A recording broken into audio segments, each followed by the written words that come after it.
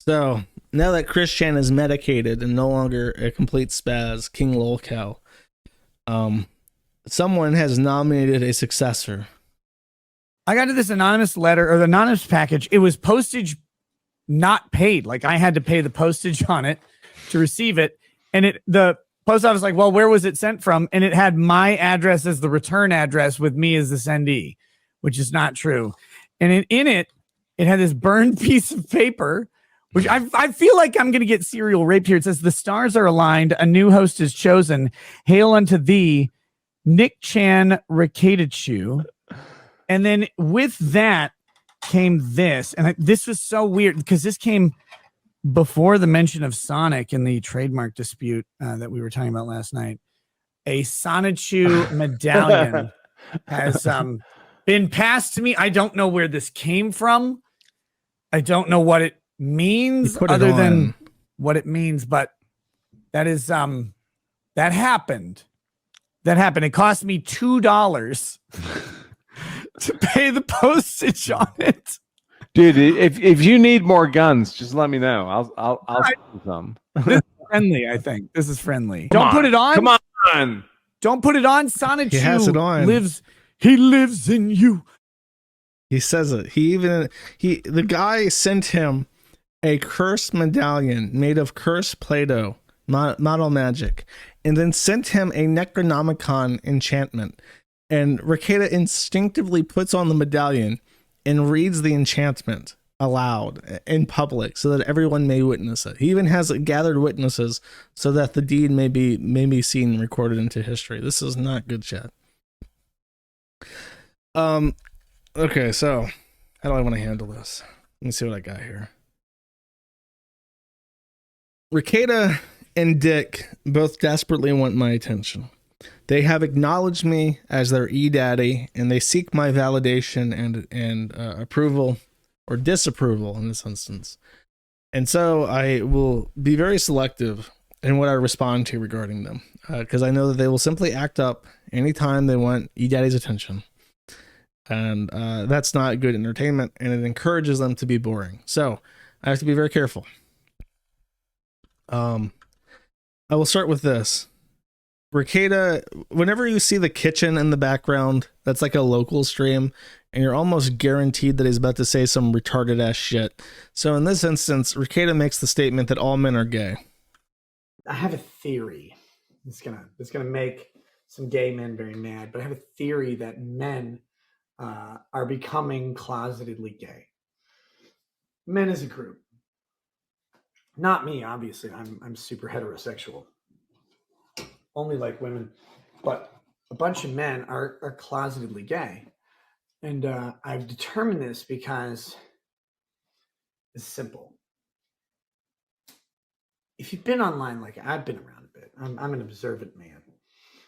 Not an observant Jew, that's different. I'm an observant man. And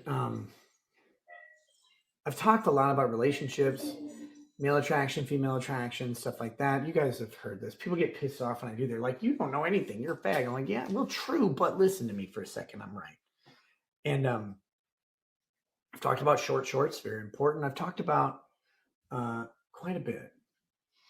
And the one thing I've noticed about men commenting about how men should present themselves as attractive is men don't listen to women about being attractive. In fact, men predominantly listen to men about how to be attractive, which tells me that men are all gay and they really want to know how to get a dick in their butt. That's just facts. This is just kind of true. And it's weird to admit that most men want to hear what men think are attractive. And men will justify their unseemly and ungainly looks by saying, hey, bro, nice giant beard. Like the big mountain man beard. I know there's like 5 women out there who will lie and be like, no, those lumberjack beards are really great. I love the way that it feels when he's going down on me and I can feel his beard on my kneecaps. I definitely like that. That's cool. But what it actually is a giant excuse to be a big, fat, burly guy with a big beard, and the beard distracts from how fat and ugly you are. I got it. Look. No, I loved it. I love those beards. But that's because I'm a guy. Like guys like those beards. Women don't like those beards. And I know, again, I know some women are going to lie. Women are chameleons. We know this. There's several other instances where women will lie about what's attractive on men. Men don't lie. Men will tell you what men find attractive. And those giant beards and sunglasses and bald heads are definitely one of those things that other men find attractive. But that's what women lie about. And there's, again, the long shorts. Guys are like, no, long shorts are great. No, I wouldn't want short shorts. That'd be gay. And other guys are like, yeah, long shorts are super hot. Short shorts, ugly as hell. And you're like, yeah, super gay to like short shorts, right? And the guys are like, yeah, super gay. Hotness is the long shorts. And they're like, yeah, that's why I'm going to wear long shorts. Boom. Telling you, dudes are gay. I don't know what to say. So I don't know what to make of that. If he wants to come out as gay, like just come out. I don't even know what he's waiting for. Because he copes that he doesn't do any of the things that the forum has accused him of doing. But then he tries to like say that he doesn't care by saying, well, it all sounds really fun anyways.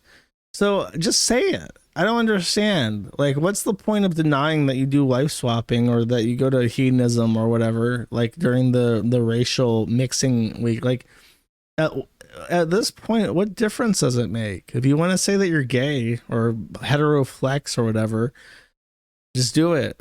Does anyone care? I've heard the theory that maybe he's just trying to warm people up to this before he comes out. He's just going to be like, he's testing the waters. He's hinting like, haha, all men are kind of gay, haha. And he's just trying to see like what his existing audience thinks before he comes out and be like, yeah, so anyways, me and my wife, we swap, and I also get fucked in the ass by black men. Like, is that what he's leading up to? He's just trying to like do the frog boiling thing. And then in a year from now, when it gets to that point where he can comfortably talk about his experiences at Hedonism 3, he's just like, dude, I've been talking about how all guys are kind of gay since like this time last year, man. I've never been hiding this. I've just been talking about it for years at this point. Like, is that the gambit? Is he like, is he capable of the kind of like foretelling that would require, like the planning that would take to get to that point? Because that's more planning than I would expect from him at this point in time, considering the holes in his head. But yeah, that's a weird clip. The other one is this. I like this clip too. I'll play this. Is that why I licked the bottle? By the way, he's open mouth chewing and talking. That's how you know he does not give a single fuck about his audience. Anybody who eats on mic and like is just talking into the mic, and that's not like the purpose of the thing. They just don't give a fuck. There was one clip of me eating on mic, and that is when I am like eating a burger, because it was the middle of Drop Kiwi Farms, and I was literally working every second. And the one time that I got to myself to eat a burger, I did some Gumroad content for it. It's the only clip of me eating. Yeah, it's like he really just doesn't give a fuck if he's just going to casually do this. Real quick. Like I know there's a clip video of me like licking the bottle a million times in the dick stream. Yesterday, rage. The dick stream. That's his code name for the 7-hour stream where he's completely fucked up and calling himself a white bread ass nigga and making fun of Eric July and shit. I guess Dick was technically on that stream. Trust everyone. Everyone's a fag. I'd say no quote. No one ever will. They're all doing it. I'll replay this Money, clip clout, or whatever. And you've heard people don't seem to realize this because apparently justified. Oh, alcoholic licked the bottle. I've been licking the bottle for 6 years, I think. When you pour whiskey into a glass and you set it down, a little drip goes down the bottle. When you pay $200 for a bottle of whiskey and a drip goes down, you're like, that's like 86 cents. Lick it. Why would you? And the 86 cents thing is a joke. But when you set the whiskey down, the bottle down, and you let the drip go and form a circle, it forms a literal circle stain on whatever surface it's on. Like, why do you lick the bottle? It's like, well, it's either lick the bottle or put a fucking Kleenex up to it or whatever. Just don't make a mess. That's the whole thing. Don't make a mess. Just drink water then. If I drank water, do you think I would have fucking torched Eric July tonight? Think about it. That's so weird. I I don't have a huge amount of experience drinking, but I have drank alcohol before. I think what it is, I mean, I'm trying to think. I don't ever remember like spilling alcohol like that. I kind of wonder if maybe the reason why there's not like a little dribble when I drink is that like I put the cap back on it. Does he not like recap it? What the fuck is he doing? How is he accomplishing this? I really don't understand. Why is his nose so red? Because he's fucking drunk. He's sloshed in this. I just don't understand like the like it's like a compulsion every time. Like he does it every time he pours a drink. He like licks the bottle. I'm really trying to think about the times that I've poured alcohol, and I don't think I've ever had the fucking rundown. I've never had the compulsion to lick it either. It's usually you pour it out and then you recap it, and it's fine, and it doesn't dribble anywhere. I don't know, man. Why does Nick still stream? Because it makes him money. That's it. The next thing requires some explanation. Russell Greer has sued me for like 8 million different things a couple years ago. Literally in 2019, he DMCA'd me, and then I think he filed in 2020. Of all those charges or torts that he filed against me, they were all rejected. He then appealed to this to the appellate court of the 10th district, I want to say. It's right in front of me. The United States District Court for the District of Utah. I think that's the 10th circuit. Yes, the 10th Circuit Court. And when he did this, a group called the Digital Justice Organization, which is a copyright protection group, so like a digital media rights group, one of the worst kinds of people on the fucking planet, people who do nothing. What they do, I believe they are funded by international media rights organizations. I'm not going to name any names, but you know exactly what I'm talking about. The kinds of people who defend copyright however strongly as possible. The worst people on the planet pour money into organizations like this. And what they do is they look for every single copyright dispute in the entire country, and they will represent it pro bono to try and score wins, or they think they can score wins in defense of copyright. Because once court precedence is settled, then it seeps into the entire country, and it affects all copyright cases moving forward, especially in that jurisdiction, but it can leak out to other districts as well. So my attorney was Gregory Skordas, who was the attorney for Taylor Swift when Russell Greer sued Tay-Tay. And I picked him specifically for the meme. And he won the lawsuit. It was dead in the water. It appealed, and then the Digital Justice Organization represented Greer pro bono for the sake of trying to win copyright law, and they managed to get very specifically on the contributory copyright infringement. They managed to get that overturned. The decision that was to be thrown out. So now the case is back alive, which means that I have to defend against it. I have very, very, very fair arrangements with my attorney, and I have an all hands on deck from multiple attorneys on how to proceed forward, and I have a very strong idea of how I want to respond. It is an unfortunate circumstance. I 100% believe that it's still being used fairly. At the first hurdle, though, with this, it couldn't be dismissed in the easiest way possible, but obviously there's still routes forward. Rekieta, who is someone who does not like Greer, who does not like DMCA abuse, who is supposedly a free speech libertarian type, who really shouldn't be, if he's libertarian, he really shouldn't be pro infinite copyright either, saw this, heard the news, and literally had to interrupt his stream without even reading it, without going over it, without understanding the implications of it, without really thinking it over, just heard the term that heard that I would probably have to pay money for an attorney moving forward in this case to gloat. And I want to show you this because I want you to look too, if you're watching. I want you to watch the small emotions in his face, the little things that he does how much he hits the bottle. Just like savor the small things about his behavior, because there's so much body language and invisible like dis something. Like there's a lack of harmony between what he's saying and how he's feeling, and he's trying to be very careful in how he talks about this, so it's not too obvious how he feels, but it's very, very evident in the body language. This is 4 minutes long. I will subject you to all of it because I want you to really see that underneath the haha silly facade, this is the real Nick Rekieta. This is how he actually is. He is petty, vindictive. He has no sense of right and wrong. He is a person driven entirely by immediate instant gratification. That's all he is. Russell Greer.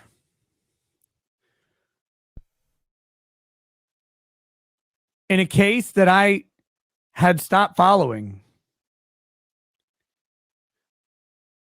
has won his appeal against Kiwi Farms for contributory copyright infringement, and now the case moves on. Oh, Kiwi Bros. I don't feel so good, Kiwi Bros.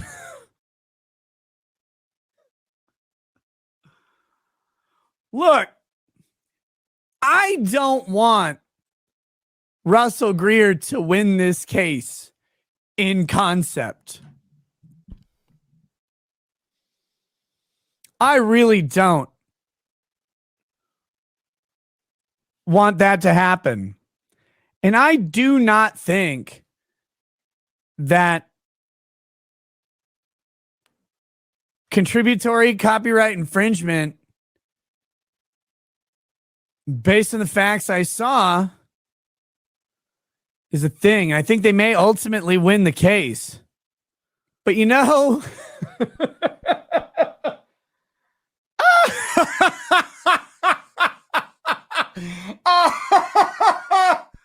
oh shit. Well,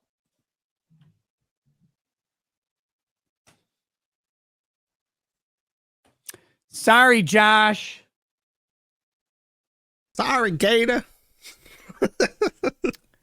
Having a little trouble mustering the sympathy for you, you faggot. Hope you don't have to go to Discovery on that one. That might be unfortunate. Look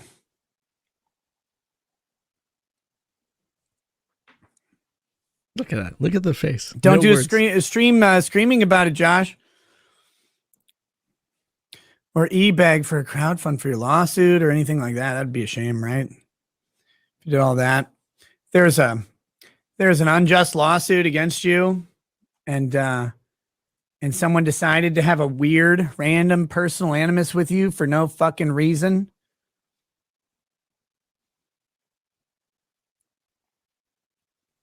That's a lot of alcohol. That'd suck. That's a lot of alcohol really fast. So there'll be an update apparently on that. I stopped following that case. I thought it was dead in the fucking water.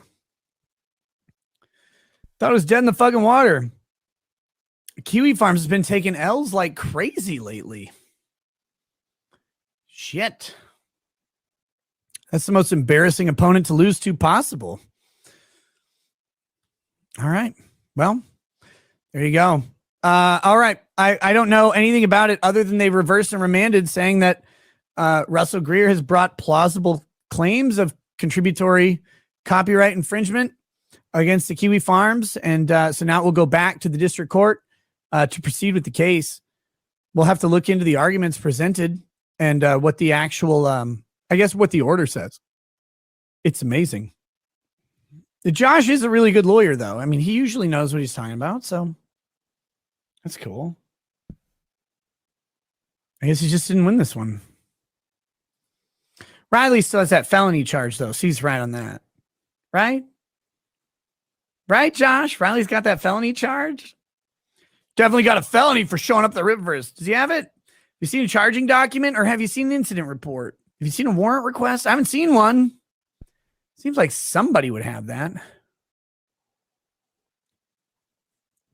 Oh God, that's funny. Well, I don't know. It is fair to criticize my legal takes because we're both non-practicing lawyers. We have about as much courtroom experience. In fact, if I do get taken to deposition, I think that I will have more courtroom experience than Nick. I don't know. I do have practicing attorneys who are looking into it, more than one. And again, very, very reasonable people who are doing their best to try and help me within the limitations that I have. And I'm very thankful for the sort of pantheon of really incredible people that I have who have volunteered their time and services to assist me in the shit that I have to go through. If I do have to sell shit to pay bills and stuff, because even if an attorney working pro bono, there are still fees involved in depositions. Like you have to pay people for their time when you depose them. It's obviously it's not ideal to have to go back to square one and fight it over again, but the fact is that the song that is alleged to be, there's two alleged contributory copyright infringements. One of them is a Google Drive link, which case law indicates a Google Drive link cannot be copyright infringement where the link is placed because it doesn't make any sense. The file is literally not on my server. I do not have I do not host it. The other one is a song. And I believe very strongly that, among other things, the song is necessarily archived in a way that does not infringe upon the original market so that people may criticize the song in a way that they can't anywhere else. Because how do you criticize Russell Greer when he's moderating his comments and so on and so forth? There's reasons for it. So I'm pretty confident. I would give it about an 8 out of 10 in confidence. I am way, way more confident that I can defend the fair use of and the non-infringement of the torts of Russell Greer's case than I am in Rekieta not being found guilty of defamation pro se against Montegraph for saying that he always liked sucking little baby dicks. That is very much on the nose. It is not a joke. It cannot be interpreted as a joke. There is no way to interpret that other than a public accusation that one man who has never been convicted of any child sex offenses is a child sex offender in the literal definition of that term.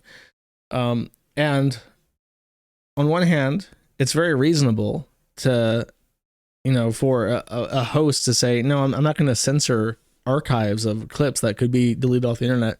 It is very unreasonable to randomly go out and accuse people being pedophiles. However, I guess he just assumes that when people like Vito go out and they say that they're a pedophile and that they jerk off to cuties and so on and so forth, and they have old blogs of them reviewing Shotacon and shit, then you can't make the inferences about that. When someone sings a song titled "I Am a Pedophile," you can't make inferences about that. And it's just so disingenuous, and it's almost kind of shocking. Like when I see Rekieta so transparently like malicious like that, it makes me wonder, was he always like that? Because in my head, he was at one point a really nice guy who really did care about certain things and had principled opinions, but then he became an alcoholic and there are holes in his brain. And now I am looking at this thinking like, wow, has this guy always been like this? Is this like the real Rekieta? And the only thing that's changed is that now, because of the holes in his head, he lacks the intellectual capacity to maintain his facade. And now all that I'm seeing is like the real person with sans any facade. And he's just, the difference is not that his personality has changed because there's a hole boring through his prefrontal cortex. The only thing that's changed is that he's no longer able to pretend to be anything else. It's really hard for me to distinguish. And I don't know. I am utterly disgusted by him.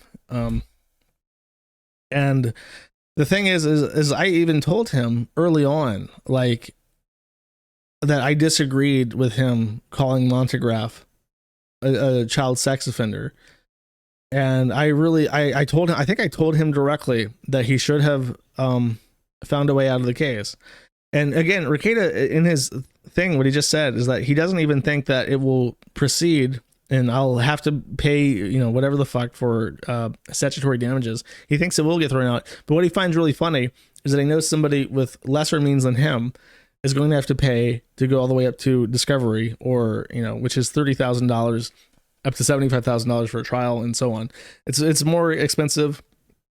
It's a bigger pain in the ass. It's more time. This case has literally been going on for 2 years now, maybe even 3. I want to say that it was filed around this time in 2020. So this has been going on for 3 years now. And of course, it's going to go to appeals. It's going to take more months, and then it's going to go back to, if appeals aren't accepted this time around, it'll go back to square one, and then it's all over again, another 3 years, because Russell Greer sang a song about Instagram model that people want to make fun of and couldn't do so except on the Kiwi Farms, and he tried to censor that, and it didn't work out.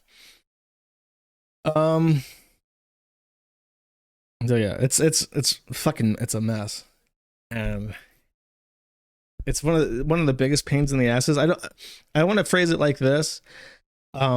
Even completely frivolous bullshit lawsuits filed pro se in form of pauperis by a literal insane person.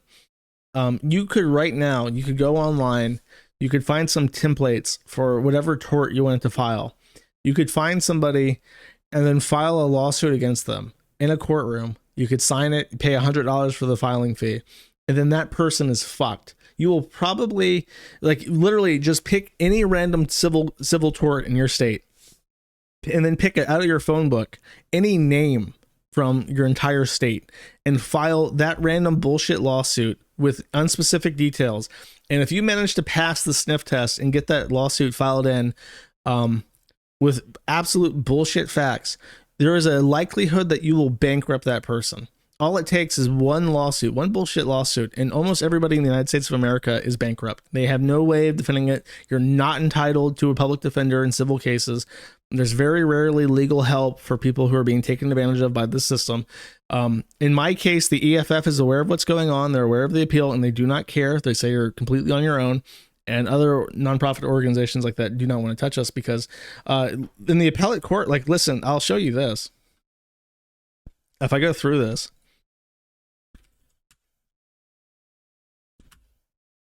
this is a quote from, by the way, I want to say something about the judge, but I'll hold my tongue. I'll be nice. The judge did decide to say this in their opinion.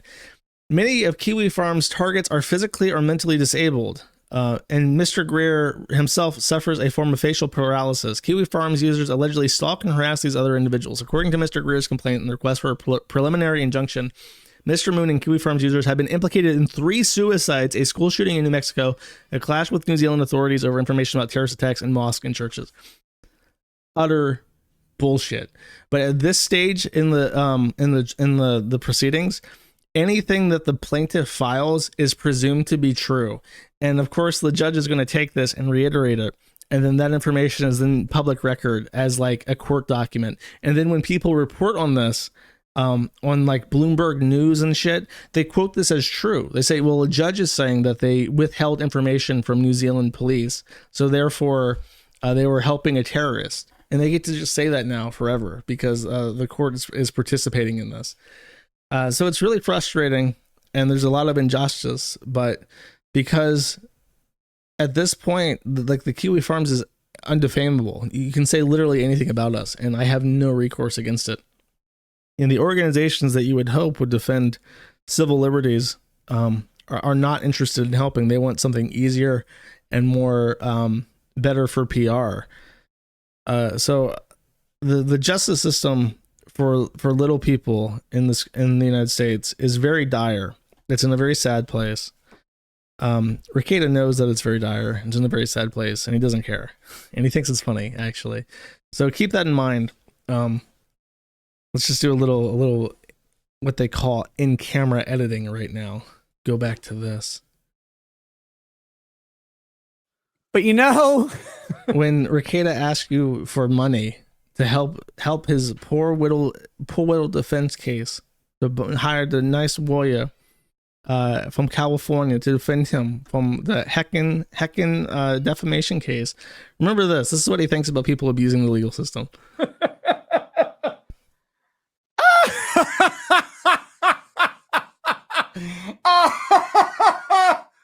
Oh shit. Shit. That's a white bread ass nigga if I've ever seen one.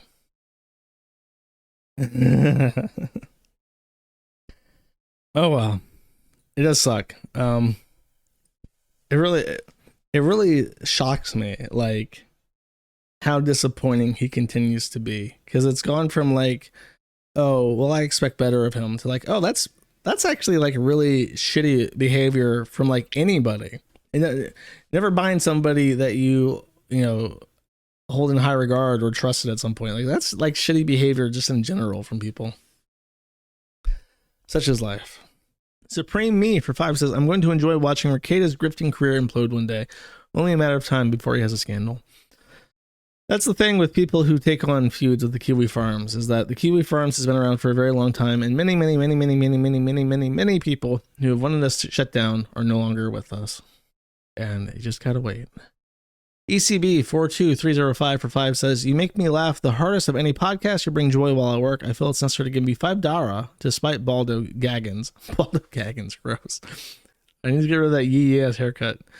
Dude, he looks so bad. I didn't want to like just get like personal, just about like physical appearance, but he looks so fucking bad. Like in that video where he's like trying to like shit on me for being sued for like something I'm well within my right to host.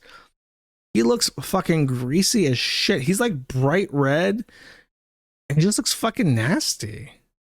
Look at that. Look at that guy. What's wrong with him? What happened to him? What literally what the fuck is wrong with him?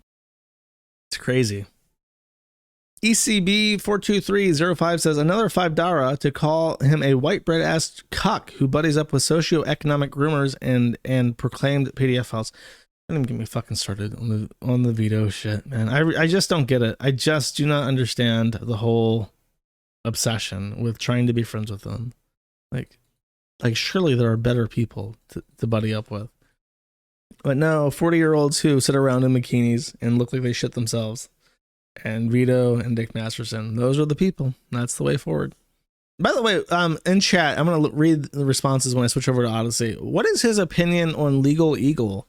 Because I keep getting suggested Legal Eagle videos, and I find that they're a little bit biased, but they're pretty good. I'm gonna take a guess and just assume that Rekieta fucking hates Legal Eagle for some contrived reason that may or may not be that he's very successful. He hates him. He despises him. Rekieta hates Legal Eagle. He's always hated him and called him retarded. He used to make fun of Legal Eagle, rightfully so. He's a total retard. He's just a fancier Jewish lawyer. The only thing that annoys me about Legal Eagle is that he and this is going to sound silly coming from me, but he does pre-recorded videos and he has a very poor sense of elocution. He'll like slur words together on accident, and he often speaks in like the same kind of like sing-songy way where he goes, that's how Donald Trump did that and it was a bad thing. Like he does like the same, and then he'll do that same kind of inflection like 4 different times. It's just like, you gotta sound more natural. You have to speak clearer, which again is glass houses and shit. But yeah, glass houses for real. But it's very noticeable. Like you listen to him talk for a while, and you're like, you could do better. I'll phrase it charitably. I know you could do better, my boy. Foxes for 10 says, quote, everywhere I go smells like dog shit. Why do I smell dog shit everywhere I go? Doesn't check their shoes. Oh, you mean Rekieta, probably. The fact that people continually turn on him because he just shits on everybody. Well, I don't like drama streams, but then I stream continuously about drama. Smith 13 for 3 says, you thought Eric July getting a lawsuit. Dude, it's such bullshit. There's no brand confusion between the international like systems of ministries and Isom the comic. It's just bullshit. It's so fucking obviously spurred on by Dick, and the fact that he denies it. So like, no, really, there is brand confusion. It really makes my fucking skin crawl, and I really hope to see the day where these bad people have bad things happen to them. Cole for 2 says, Nick doesn't understand the Christian meaning of love. Love in Christianity is wanting everyone the best they were meant to be and putting in the effort to help them. He think it just means, Cole for 2, having positive feelings and hoping for the best. Left libertarianism, not even one. Dude, I can't even call him a libertarian at this point. I don't know what the fuck. He's just a hedonist. Whatever.